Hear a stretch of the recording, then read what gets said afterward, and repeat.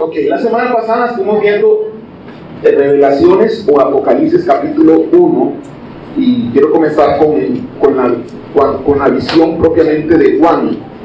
En Apocalipsis capítulo 1 vimos que Juan tuvo una visión y donde él dice, estaba yo en el Espíritu. Yo les he comentado en otro momento que hay 4 visiones en Apocalipsis y cada visión empieza con estas palabras, estaba yo en el Espíritu. Juan dice eso. De una de las formas de entender este libro, que es un poquito complicado, es entender que hay 4 visiones, porque si no entendemos eso, vamos a mezclar una cosa con otra, y al mezclar una visión con otra visión, se nos va a hacer un enredo, creyendo que hay cosas cronológicas entre las visiones, cuando cada visión es separada. Pues el libro de Apocalipsis tiene 4 visiones, y esta es la primera visión. ¿Cuál es la visión? La primera, bueno, cuando Juan ve a un hombre parecido al Hijo del Hombre, tal y como lo dice Apocalipsis, porque él lo vio parecido a Jesús, y que caminaba entre 7 candeleros, que tenía en su mano derecha, en su diestra, 7 estrellas, que de su boca salía una espada, de su boca, que estaba vestido como un sacerdote, que tenía en el pecho un cinto de oro que implica autoridad y realeza, que sus ojos no eran ojos normales, sino que sus ojos eran flamas de fuego, que implica juicio, implica ver donde nadie puede ver, que sus cabellos y su cara era blanca, como blanca lana y refulgente como el sol, que implica la gloria de Dios y la vejez, el anciano de días, que Isaías también habla. Entonces, al ver esta visión, los pies también de bronce bruñido, los pies eran de bronce, que implican, ¿qué pusimos? ¿Qué eran los pies? Juicio, ¿verdad? Pies de juicio. Entonces, al ver esta visión, Juan tuvo terror, tanto así que sintió morirse y cayó postrado delante de esta persona. Esta persona le puso la mano en el hombro, lo reanimó a Juan, y se le presenta como el alfa y el omega, se le presenta como Jesús, ¿no? Entonces él entiende que es Jesús. Tranquilo, Juan, yo soy Jesús. Y le explica que las 7 estrellas son los 7 ángeles que hay, y 7 candeleros que están acá, dentro de los cuales él camina y se mueve, son las 7 iglesias. Son 7 iglesias. Y le dice que va a enviar una carta, que escriba a partir de ahora, que va a enviar el Apocalipsis completo, lo va a tener que enviar a cada una de esas iglesias. Esa es la visión que tenemos. Si nosotros vemos a Jesús así, pues no es el Jesús dulce, no es el Jesús bonito, en el sentido de que no te inspiraría, si lo vieras tú, este Jesús no te inspiraría amistad. Y definitivamente que no. Él tiene una espada que sale de su boca, y si la espada sale de la boca, te está dando a entender algo, esta visión. Te está dando a entender, ¿qué te podría dar a entender si hay una espada? ¿Ah? Que podría pelear con la espada, ¿verdad? ¿Qué más te podría dar a entender con la espada? De que podría ser disciplina, que es un guerrero que podría pelear, pero también disciplina, ¿no? Podría disciplinar con la espada, corregir con la espada. Claro que sí, porque no tiene otra arma. Si tú lo ves a esa persona, al Hijo del Hombre, tú ves que no tiene ninguna otra arma, solo una, es la espada. Es la única arma que manifiesta ahí. Y lo ves pues con el bronce bruñido en los pies, y lo ves con ojos de fuego, y lo ves como un anciano de días, aunque la cara de él no parecía anciano, porque él pudo identificar que era Jesús, porque semejante al Hijo del Hombre, semejante a Jesucristo. Él lo pudo identificar, pero no estaba totalmente seguro, hasta que Jesús le dijo, yo soy Jesús, el alfa y el omega. Y entonces él camina. Esto no es una visión para la gran tribulación, nada que ver. Esta es una visión para la iglesia. específicamente 7 iglesias que él escogió para el cual se debían entregar las cartas. Entonces la espada no es para la gran tribulación, aunque si él tiene una espada, en su boca trae una espada, pero en este caso esta visión específica es diferente a la otra visión, están separadas. Esta es la visión de Jesús y las iglesias. Y después de eso está en el capítulo 2, capítulo 3, y el 4 empieza otra visión, en el 4, ya es diferente. Estamos en la visión de qué hace Jesús vestido así, caminando entre los candeleros de oro, cada uno encendido, cada uno de ellos, ninguno de ellos estaba apagado, cada uno de ellos estaba encendido. Y es una visión que el Señor quiere darnos a entender a nosotros hoy, después de tanto tiempo, pero también a ellos en aquella época, de que Él venía a corregir la iglesia. Y lo vamos a ver en las cartas que se escriben a cada una de las iglesias. Entonces, el Rey de Reyes, Señor de Señores, el Alfa y el Omega, viene a corregir y a poner en orden cada iglesia. Entonces, el Jesús que conocemos en los evangelios no es este Jesús a esta manera, no es el mismo. Es el mismo, pero no es el mismo. ¿Sí me explico? Viene con otro carácter, viene con otro rol. No es el Jesús que te dice: venga, qué lindo, venga, mi amado, te equivocaste, fallaste, venga, te voy a dar un abrazo y te voy a felicitar porque te equivocaste, yo te perdono 1000 veces y sigue adelante. No, no es el Jesús. Es un Jesús que viene a juzgar, trae juicio a la iglesia. Recuerden que el Señor alguna vez dijo que el juicio de Dios empezaría por su propio pueblo. Si Él va a juzgar en la gran tribulación a todas las naciones, tendrá que juzgar primeramente a los de la casa. Entonces, ese juicio se manifiesta en cada una de las 7 iglesias. Muy bien, hermanos. Cualquiera que tenga una pregunta, me lo hace, por favor, me lo hace ver. Ok, y veamos entonces las iglesias, porque cada una de ellas va a representar una época del cristianismo.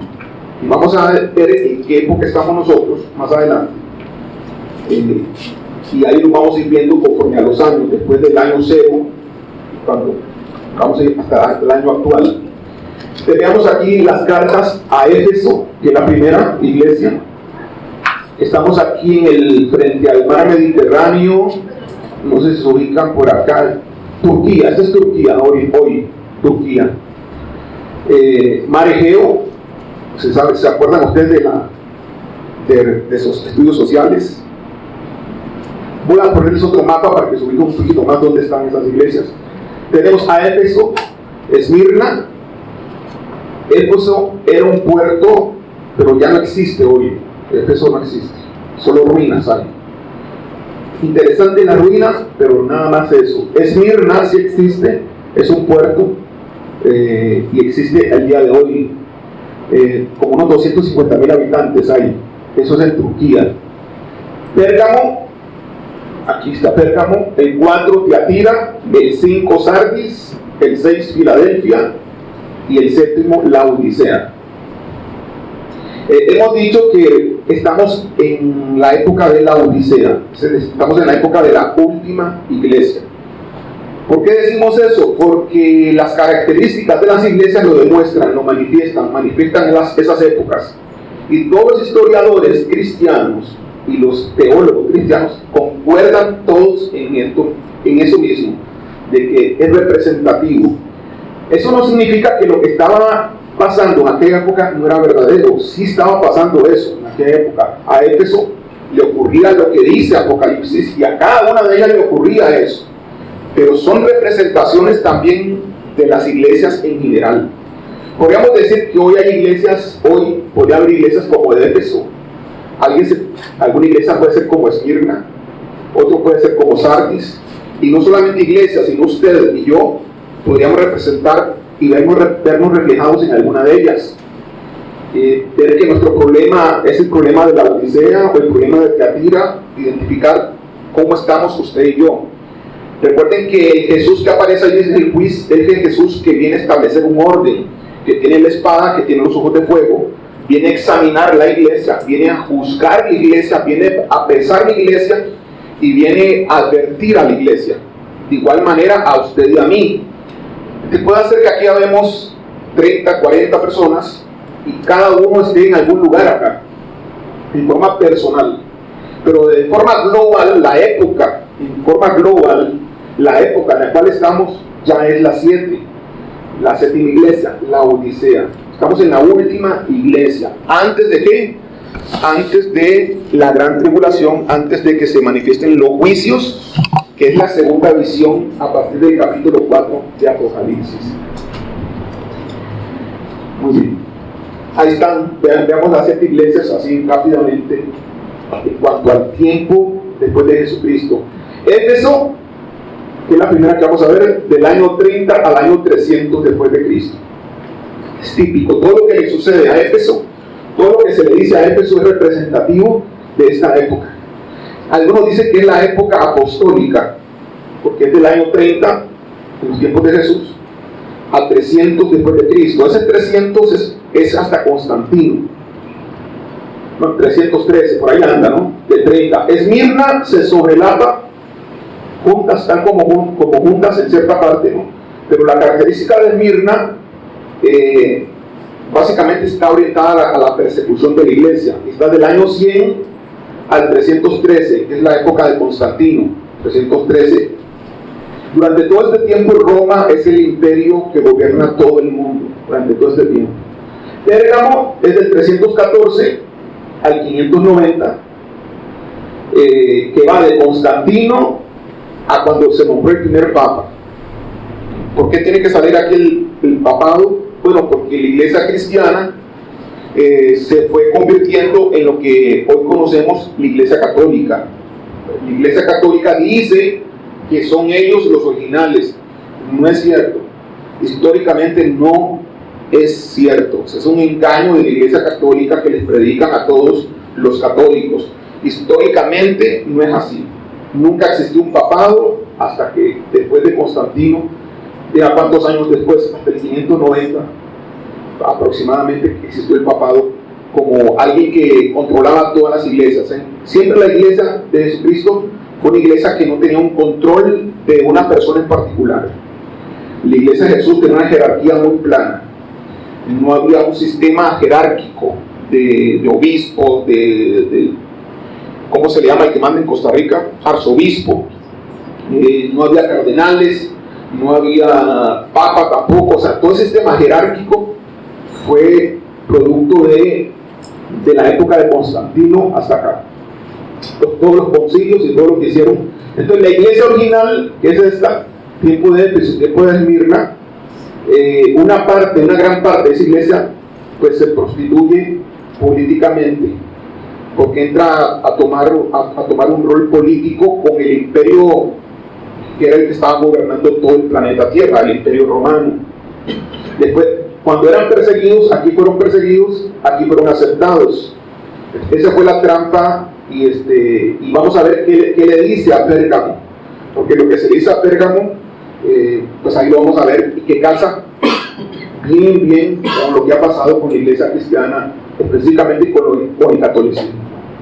El catolicismo mató a mucha gente, ustedes saben eso, a través de la Inquisición. Fueron miles de personas que murieron, y gran parte de toda esa gente que murió eran cristianos que no estaban de acuerdo con el catolicismo.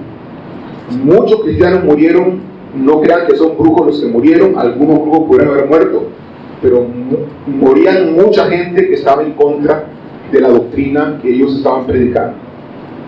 Eso está en la historia totalmente atestiguado. Ellos mismos lo aceptan, ellos mismos lo dicen que es cierto. Tiatira, del 590 al 1517 estamos hablando casi que cerca de los años de descubrimiento de América como continente.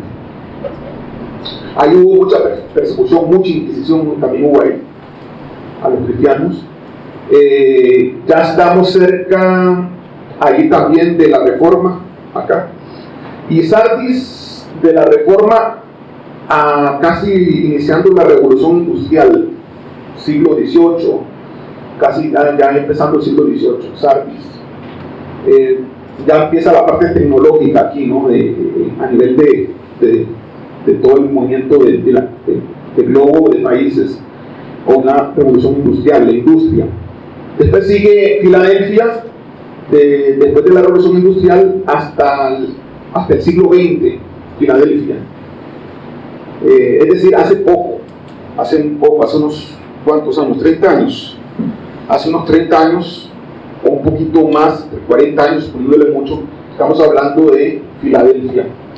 Y de esa época, del siglo XXI, finalizando el siglo XX, empezando el siglo XXI, estamos hablando de la Odisea, que estamos hoy.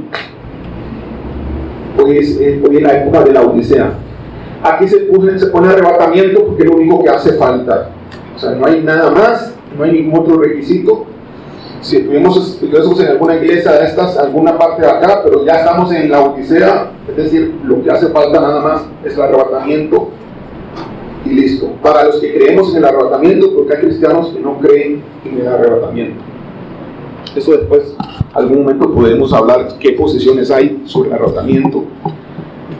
Pero es la información de los que creemos en el arrebatamiento, de cómo son los eventos. Inclusive los que no creen en el arrebatamiento también tienen el mismo sistema. Algunos dirán, en vez del año 30, año 90, en vez del año 100, año 200. Pero eso simplemente no es relevante para nosotros. Y cambien 100 años, 50 años, no es relevante.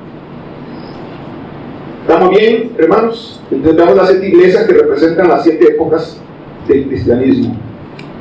Empezamos con la iglesia de Éfeso. Vean ustedes el mapa, ahí está más claro, ¿verdad? Grecia, Corinto, Italia, Roma, Mar Mediterráneo, Chipre. Ahí fue Pablo también a Chipre. Vean Jerusalén, Israel, aquí está Israel. Este es el mar Salado, el mar Muerto. Aquí está el lago de Genesaret o el lago Galilea, o mar de Galilea, como le llaman, río Jordán, lo que une uno a los dos. Y este es Israel, hoy. Éfeso está acá. Éfeso fue una iglesia fundada por el apóstol Pablo. Por eso está la carta a los Efesios. Quien fundó esa iglesia es el apóstol Pablo. Es el lugar donde más se quedó Pablo. Pablo se quedó 3 años ahí. 3 años predicando y pastoreando la iglesia de Éfeso. Es la iglesia con más conocimiento bíblico en todo el Nuevo Testamento. Éfeso. Es la iglesia más madura, porque no solamente Pablo, cuando Pablo se va de allí, después de 3 años de trabajar en uno de sus viajes, Pablo visitó Chipre, Antioquía, Tarso, era de ahí de Tarso, ¿verdad? Corinto, y fue hasta Roma incluso. O sea, Pablo viajó por muchos lados, dicen que hasta España también llegó Pablo, pues no está en la Biblia, pero sí dicen las historias que hasta España pudo haber llegado. Después de que Pablo se fue, quedó allí uno de los predicadores también que era muy bueno. ¿Recuerdan el que la gente decía, yo voy con Pablo, yo voy con Apolos, en Corinto? Los corintios se peleaban entre Pablo y Apolo. Bueno, Apolo predicó y estuvo mucho tiempo también en Éfeso después de Pablo. Priscila y Aquila, han oído hablar de esos nombres, predicaron bastante también aquí en Éfeso. Es decir, Timoteo, en una de las cartas, Timoteo lo envía a Timoteo a Éfeso. Y Timoteo fue pastor de Éfeso. Entonces, es la iglesia en todo el Nuevo Testamento con mayor bendición en todo sentido, de predicadores, de evangelistas, de profetas. Es la iglesia más fuerte y más madura en ese tiempo. Así que tuvo que haber sido muy bonito. No era cualquiera el que dirigía esa iglesia, pero una iglesia fuerte, una iglesia poderosa. Ya se ubicaron, sí, en el mapa, sí. Italia está por acá, España está como por este lado, ¿verdad? Ahora por acá está Rusia. Hay un lugar aquí que se llama, ¿cómo que se llama este lugar? no recuerdo, Georgetown, no recuerdo cómo se llama un país aquí pequeñito, y está Rusia, todo esto para arriba en Rusia. Y esto es Turquía, ¿verdad? Esto es Turquía. Bueno, ahí está. Georgia es el que está, ¿eh? Está Turquía, aquí están las iglesias, las 7 iglesias, ¿verdad? Y aquí está Georgia y Rusia, que sigue. Grecia, este es hoy Italia, España, Francia. Entonces, eso es lo que hay ahorita, y este es el ámbito de Turquía. Las 7 iglesias desaparecieron, no existen hoy esas 7 iglesias. A través de los tiempos hubieron guerras, hubieron terremotos, esas iglesias no existen hoy. Muchas de las iglesias cristianas se convirtieron en mezquitas musulmanas, porque toda Turquía es musulmán hoy. Sigo. Este es un mapa como que más normal, por así decirlo, si lo quieren ver de esa manera. Y aquí está la escala de 500 kilómetros aquí, ¿no? Vean ustedes, 500 kilómetros es esto. Vean ustedes que las 7 iglesias entre una y otra hablan menos de 500 kilómetros, 200, 300, inclusive de una iglesia de otra había a veces 50 kilómetros de distancia. Pero en aquella época no había carro, así que la gente tenía que usar caballo, carreta. La única que vemos aquí que todavía existe es Esmirna. Aquí está, el puerto de Esmirna. Entonces, si quieren ir a pasear a Turquía y hacer un recorrido por las 7 iglesias, lo pueden hacer. Y Esmirna es la ciudad que van a encontrar que tiene comercio, tiene industria. Muy bien, vamos a empezar con las iglesias y vamos a usar una tabla. Y bueno, que lo escriban ahorita, que lo pongan ahí, hagan una tablita allí en papel. Porque vamos a ir viendo cada iglesia y vamos a ir armando la tabla a nuestra manera. Vamos a hacerlo a nuestra manera, no a la manera de otro, de alguien en particular. Vamos a hacerlo a la manera nuestra, lo que nosotros pensamos o creemos. Y vamos a ver la alabanza o reconocimiento, porque lo que comienza a pasar con las cartas es que el alfa y el omega las pesa. Cada carta es un juicio, es un peso, es una evaluación, es una inspección, es un examen que Jesús está haciendo a la iglesia. Entonces Jesús les hace el diagnóstico, Jesús manifiesta la situación de la iglesia, y dentro de ellos no solamente le dice cosas que no son bonitas, sino que les reconoce cosas, les alaba por alguna cosa que estén haciendo bien. Jesús les alaba. ¿Quién es el que les está alabando? Pues el que tiene la espada en su boca, el que tiene los ojos de fuego, el que tiene los pies de bronce refulgente. Ese es el que les alaba a ellos y les dice todas estas cosas que estamos viendo acá. Después de eso vamos a ver el reproche o la acusación que se le hace. ¿Cómo sale en el examen esa iglesia? ¿Quién le está reprochando el alfa y el omega a esa iglesia? Jesucristo. ¿Qué le reprocha? ¿De qué les acusa? Tal vez encuentren en algunos libros palabritas que no son tan fuertes como la que yo pongo, porque son muy lisonjeros.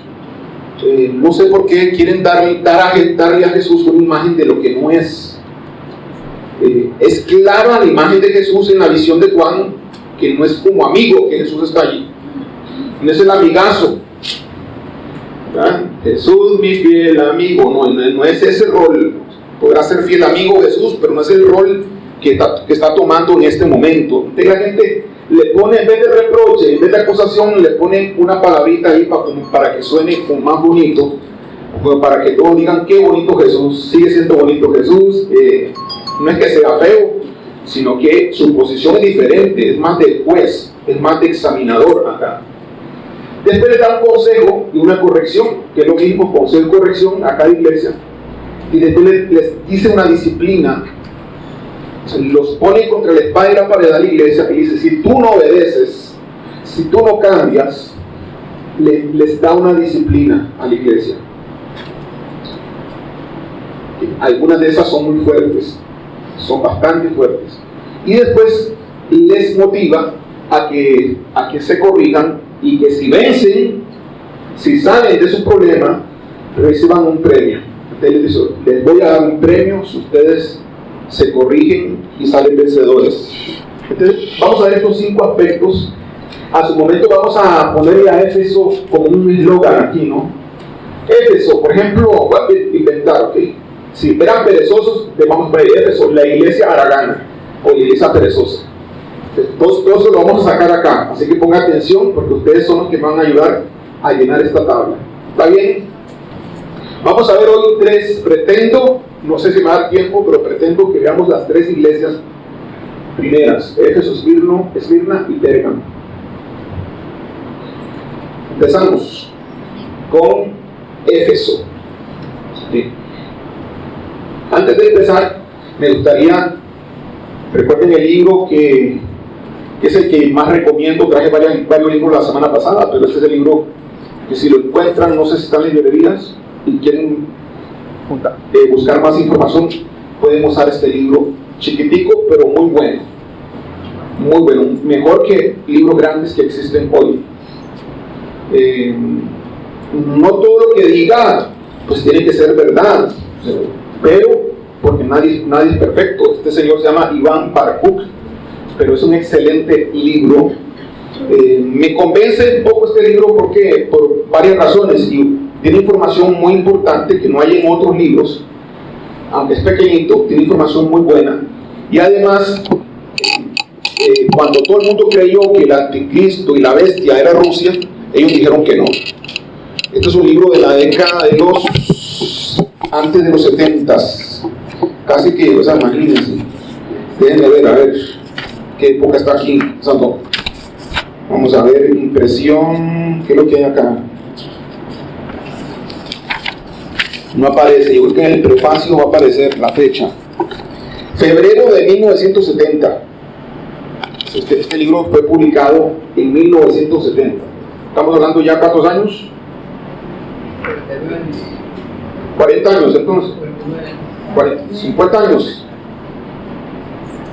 ¿Sí, verdad? 50. Sí, por eso, 50 años. Hace 50 años, hermanos.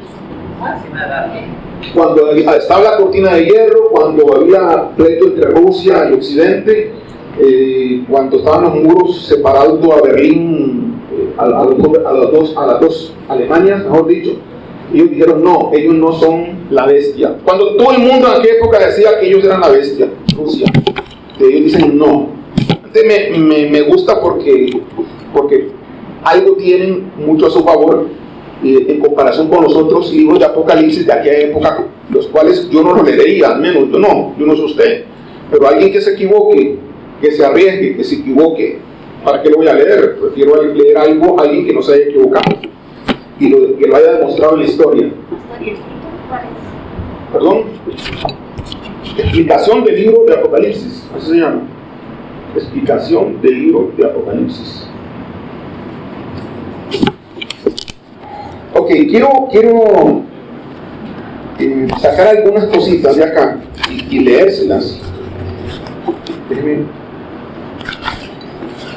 buscar por acá algunas cosas importantes. Bueno, si usted lee, no vamos a leerlo, pero a su momento lo vamos a hacer. Cuando se le está dando a Juan lo que tiene que escribir, le dicen a Juan siempre lo siguiente para cada iglesia. Jesús le dice, escribe al ángel de la iglesia.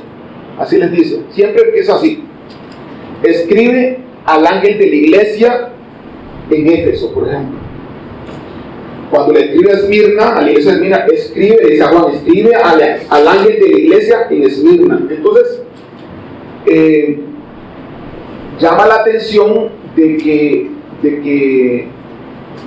se escribe ángel, de que Jesús está escribiéndole a un ángel.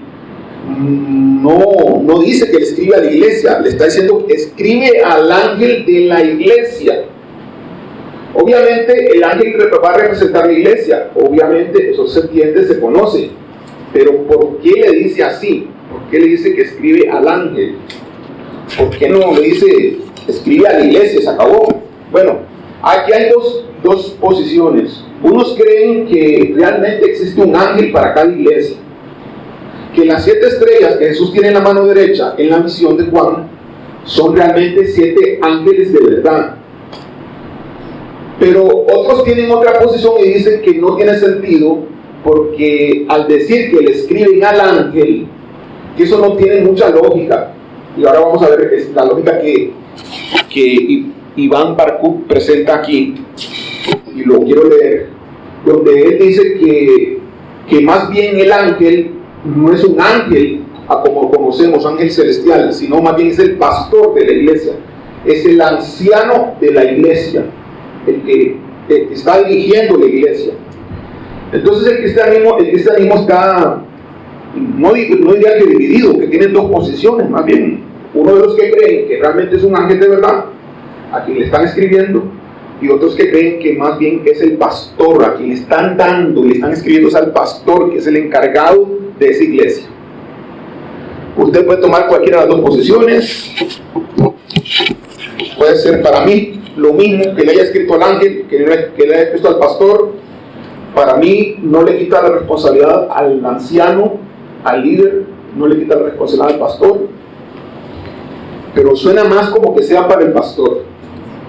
Okay, entonces está... La representación que se puso hace un rato, sí. Cuando él entra a los candelabros y entra con las 7 estrellas, y trae juicio, ¿quién más va a conocer a su iglesia que el pastor? Sí, pero por eso son posiciones, ¿verdad? Otro puede pensar diferente.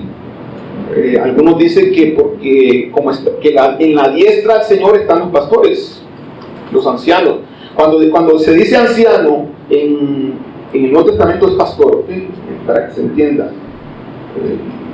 La palabra pastor es una función, pero el cargo es anciano. ¿Sí? Aquí en la iglesia diríamos que yo soy el anciano.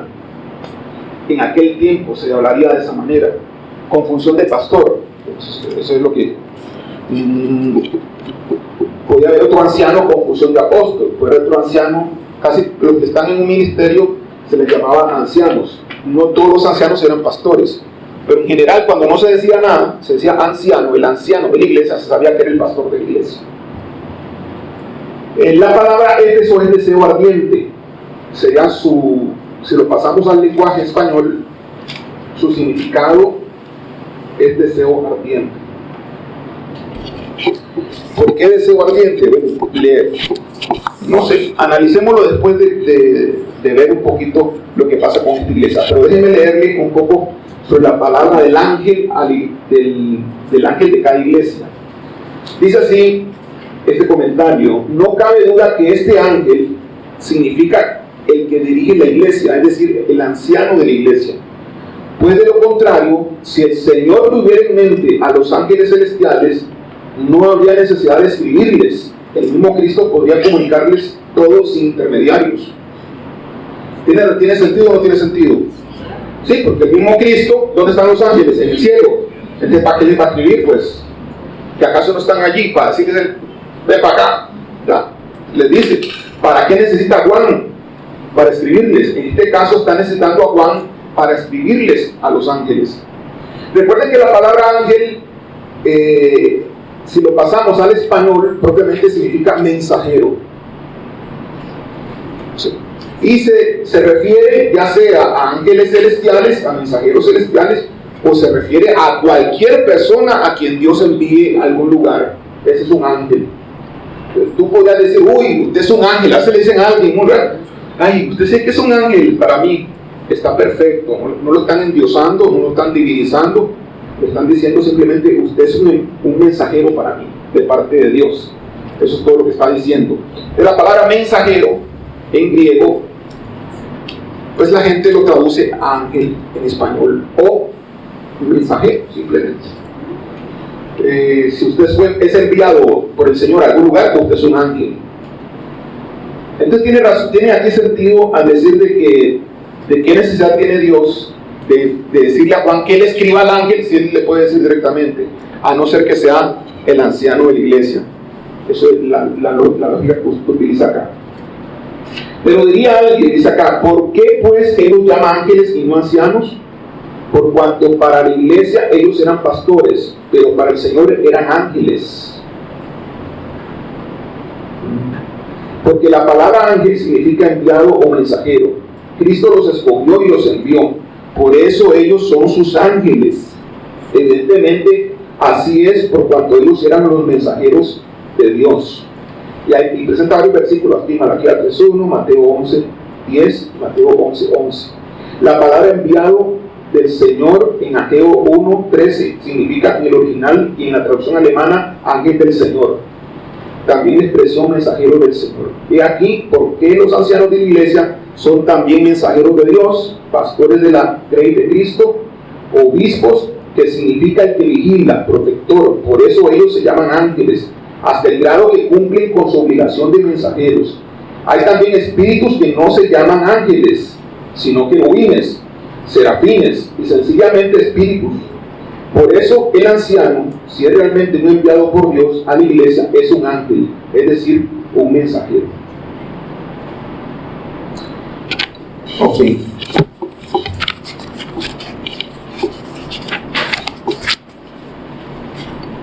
Vamos a empezar entonces a hablar sobre Éfeso. Esas son las ruinas de Éfeso. Eso que estaba allí era en su tiempo, en aquella época, era una biblioteca, librería, biblioteca, donde la gente llegaba y encontraba libros, pues estudiaba los libros, se sentaba, igual que una biblioteca de las que ya nadie va porque ahora está el internet, pero igual que en una biblioteca comunitaria, pues la gente llegaba, y ese es un edificio muy bonito, de los pocos que quedan todavía en Éfeso. Ese es una especie de aerópago, o ¿cómo le podemos llamar? Auditorio. Recuerden que Pablo en Atenas fue al aerópago. Aquí no es Atenas, aquí es todavía las ruinas de Éfeso. Pero seguramente que en el aerópago de Atenas, claramente la palabra de Dios lo dice, y lo dice en Hechos, de que Pablo se paró acá y predicó a la gente se reunía, la gente del pueblo se reunía, y era muy dado en aquel tiempo los discursos públicos. Si llegaba un mago, comenzaba a gritar acá, como si fuese como antes se permitía, no sé ahora, que se permitía gritar allá en San José Centro, en la... ¿Dónde? Ya ni saben mi nombre, yo ni llego, Plaza de la Cultura. En la Plaza de la Cultura, pues alguien se paraba a predicar, ya es prohibido predicar ahí, ¿verdad? Ya no se puede hacer, no sé qué otra cosa se prohibía ahí, pero hace no muchos años la gente podía pararse allí y gritar y sonar música y todo, pues es lo mismo acá. La gente se paraba por acá, y esto es una ciudad, hermano, no crean que habían aquí estas cosas que están aquí, ¿no? Árboles, no, todo esto es una ciudad, es una metrópoli. Éfeso es una ciudad grande. Había mucha gente ahí, no sé cuántos, habría que investigar, pero había mucha gente. Imagínense, para tener una Europa o algo así, vea qué grande que es, y vea cuántos pisos, por así decirlo, hay hasta arriba. O sea, tiene que ser un pueblo muy grande, una ciudad avanzada de aquella época. En Éfeso, en esa ciudad, estaba el templo, una de las 7 maravillas del mundo de aquella época. Hoy, ¿cuántas maravillas hay en el mundo? ¿Cuántas son? ¿Cuántas? 7. ¿Estás seguro? ¿Todavía sigue siendo 7? Bueno, en aquella, eso es como una moda, ¿no? Sí, yo digo he oído más de 7. Yo no he oído 7 maravillas. Yo digo que hoy las maravillas del mundo son más. No sé cuántas, pero 7 no he escuchado. La oficial son 7, hay más, pero la oficial sigue siendo 7 la oficial, pero hay más maravillas. Okay. En este caso, esta era una de las 7 maravillas del mundo, el templo de Artemisa, una diosa que tenía como 20 pechos ahí, 20 pechos. Y esa diosa también se le llama Diana. En Roma le decían Diana, en griego Artemisa. Es la misma. Ese es el templo de Diana, pues. No está hoy así, ¿ok? No van a encontrar nada de eso hoy. Creo que van a encontrar un pedazo de piedra aquí, otro por acá y nada más. Eso no está. Eso es lo que, según los historiadores, así fue ese templo. Ese templo dicen que medía como unos 100 metros de acá a acá. 100 metros de largo y de frente con unos 40, 50 metros de frente. Era uno de los templos más bellos de aquella época y ahí se ofrecían sacrificios. Y ahí en el templo de Diana, Diana de los Efesios, por eso decía Diana de los Efesios, ¿verdad? Porque los Efesios son los que viven allí en Éfeso. Ese templo era muy visitado, era como un lugar turístico a nivel mundial en aquella época.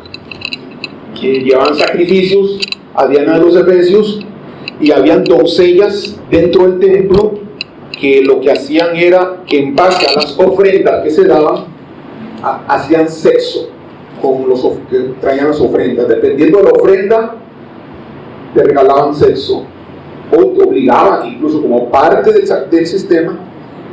Había entonces prostitución en el templo, era normal. Las prostitutas no solamente estaban en la calle, las prostitutas eran sagradas, dependiendo de las religiones.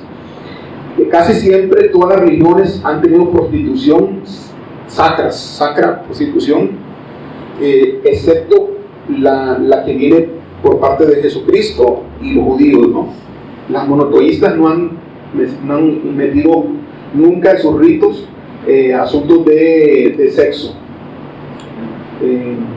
Algo dice que había también había también homosexualismo, el lesbianismo, o sea, había para todos los gustos que se quisieran. La gente llegaba a sus ofrendas allí, comida. Las ofrendas no solamente eran dinero, sino que podían ser comidas, una buena bandeja de comida, y dependiendo de la ofrenda, pues entonces le daban el regalo del sexo. Era muy apetecido por todo el mundo, por los hombres y por las mujeres. Entonces, que el hombre le dijera a la esposa: mi amor, me voy al templo a dar una buena ofrenda. Sí, mi amor, andate para que seas bendecido. ¿Verdad? Entonces, el tener sexo con una sacerdotisa o con una doncella del templo era una bendición para ellos. No lo veían como algo malo. Ese es parte del paganismo. Interesante que siglos después, fue aquí donde la Iglesia Católica nombró a María como Dios. Es muy interesante. ¿Por qué lo hizo aquí? Pues obviamente tiene que ver con Diana, tiene que ver con Artemisa. Por eso se dice que todos esos nombramientos del catolicismo pues son satánicos. Esa es la realidad.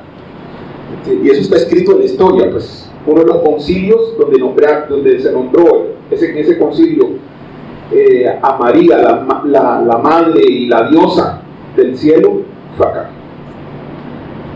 No digo que en este templo, sino en la ciudad, en Éfeso, donde reside pues la diosa del cielo, que es Diana o Artemisa, que es lo mismo. También le llamaban la diosa de la fertilidad. Cuando hablamos de fertilidad, estamos hablando también de la parte sexual. Gloria a Dios. Vamos a ver por dónde voy. Sí, no, falta aquí. Este es el mismo, nada más que como con lucecitas, como que el sol ahí penetró y se ve bonito. La misma biblioteca que le mencioné. Tiene un nombre esa biblioteca. Esta no es iglesia, ¿verdad? No se equivoque. Este es el título de esta parte, de esta presentación. Esta es una biblioteca. Era una biblioteca. Entonces le invito a abrir su Biblia. Tiene allí, sí, su Biblia dice: escribe al ángel, versículo 1, capítulo 2. Escribe al ángel de la iglesia en Éfeso. Entonces vean, aquí le está diciendo al ángel. Entonces, podríamos entender el ángel de verdad celestial, por así decirlo, o el ángel que es el pastor, Me suena un poco al pastor y no a un ángel, ¿verdad? Escribe al ángel de la iglesia en Éfeso, es decir, al responsable de esa iglesia, el que tiene las 7 estrellas en su diestra. Se presenta a Jesús ahí. El que tiene las 7 estrellas en su diestra, el que anda en medio de los 7 candeleros de oro, dice esto. Aquí viene ya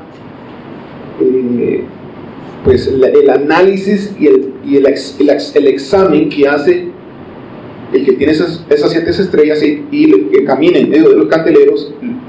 Viene el análisis a partir de ahora. Él le dice, vamos a ver, le dice: yo conozco tus obras. Yo conozco tus obras y harto trabajo y paciencia.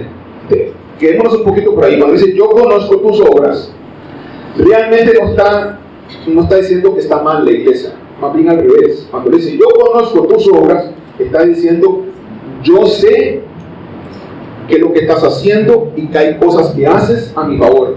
Más bien esa es la intención.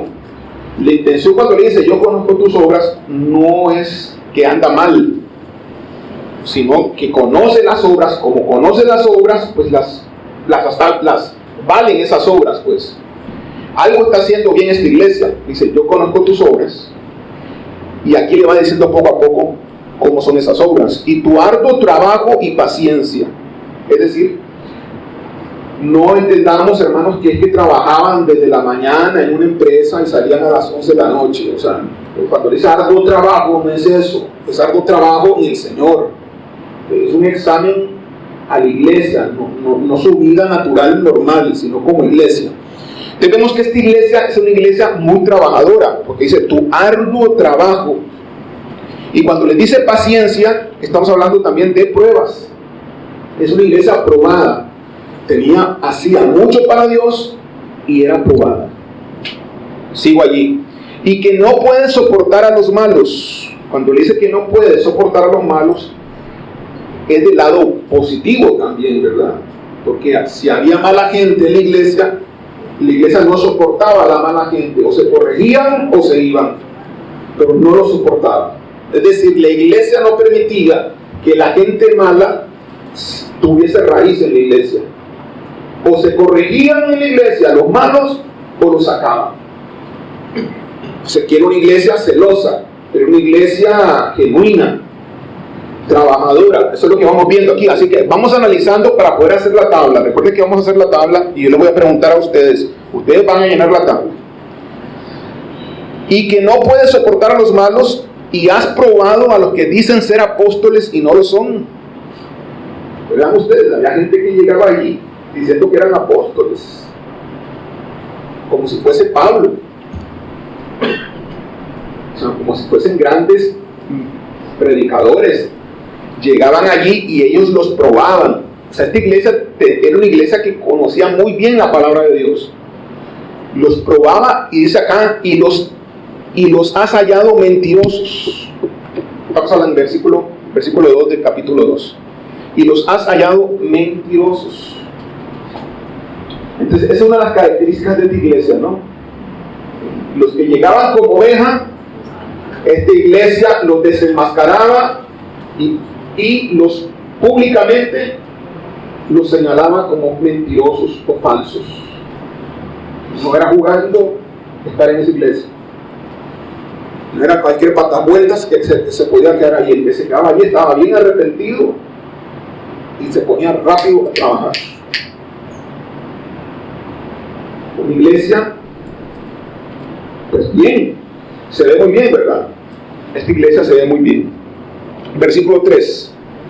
Y has sufrido, le dice a la iglesia, y has sufrido. Ahora, ¿por qué dice que ha sufrido? ¿Y qué será que sufrió? Cuando le dice Jesús a la iglesia, ha sufrido. ¿Qué tuvo que haber pasado para sufrir? Persecución. No se sufre si no es por persecución. Persecución de alguna forma, ¿no? De alguna manera. Hay diferentes tintes de lo que podría ser una persecución. Y has sufrido, versículo 3, y has tenido paciencia para el soporte, pues has soportado el sufrimiento. Y has trabajado, y le vuelvo a decir otra vez, y has trabajado arduamente por amor de mi nombre, y no has desmayado. Esta iglesia entonces era tremenda. ¿Lo ven? Le están dando una calificación hasta ahorita de un 100 completo. ¿Qué caracteriza esta iglesia? Es una iglesia sufrida, con paciencia, con soporte, que trabaja arduamente en el Señor. Significa que tenía evangelismo, significa que tenía misiones, significa que tenía profetas, significa que tenía mensajeros, significa que evangelizaban, ganaban para Cristo a muchos. Esta iglesia no se detenía, era sumamente trabajadora. Y hasta ahí todo va bien, pero en el versículo 4 dice, pero tengo contra ti. Y aquí empieza entonces el pero. Siempre hay un pero. Aquí está el pero. Pero tengo contra ti que has dejado tu primer amor. Entonces ese es el pero que tiene esta iglesia. Dejó el primer amor. No lo explica Apocalipsis, pero todos lo podemos entender cómo es el primer amor. ¿Cómo es el primer amor? Apasionado, emotivo, ardiente. Interesante que Éfeso significa deseo ardiente. Entonces no calza con que ella tenía el deseo ardiente, sino que lo tuvo. Porque más adelante le dice, tuviste tu primer amor. Más adelante vamos a ver, porque dice, has dejado tu primer amor. Ahí lo está diciendo, lo dejaste. Eso es lo que tengo contra ti, Éfeso. Dejaste tu primer amor. Significa que aunque trabajaba para el Señor, ya no lo hacía con ganas, ya no lo hacía con pasión. ¿Te recuerda a alguien? ¿Eres tú así? Para el Señor, trabajas sin pasión, sin ganas. Trabajas porque simplemente el pastor dice que tienes que hacerlo. Trabajas porque te encargaron el trabajo. O trabajas porque estás contento, estás agradecido para Dios, estás apasionado por hacer cualquier cosa en la iglesia, desde barrer hasta servir, hasta predicar o hasta dirigir un grupo. Te apasiona todo lo que es de Dios. Estás siempre contento, emotivo. Estás leyendo la Biblia como lo leías antes. ¿Quiénes tuvieron un primer amor en Jesucristo? ¿Algunos tuvieron un primer amor? Yo sí me recuerdo mi primer amor. ¿Recuerda el primer amor usted? Levante la mano a los que se recuerdan. Los que no se recuerdan, pues entonces ellos no saben ni qué es el amor, ¿verdad? Ay, qué bueno. Entonces, ¿cómo es el primer amor? Yo me recuerdo leerme yo en 3 días todo un libro completo. Salmos, todo el libro en 3 días. En menos, en horas incluso. Yo recuerdo ese primer amor donde yo devoraba los libros de la Biblia. Recuerdo ese primer amor donde yo oraba con fervor y con pasión profunda. Y todos hemos pasado de alguna forma en algún momento de nuestra vida a ser como esta iglesia. Perdió su primer amor. Pareciera como que tal vez usted dice, bueno, esto es algo como que no es muy relevante, la verdad, porque es pura emoción. Pero para Dios no. Para Dios es muy importante el sentimiento con que lo haces para Él. Si no lo haces con el primer amor, lo defraudas a Él. Él está examinando la iglesia y le encuentra la falla a la iglesia. Dice, tienes una falla que no está bien. Olvidaste tu primer amor. Y viene un juicio para esta iglesia por eso. Viene un juicio, viene un regaño, viene una disciplina. Ok, ahora lo vamos a ver. Dice, recuerda, versículo 5,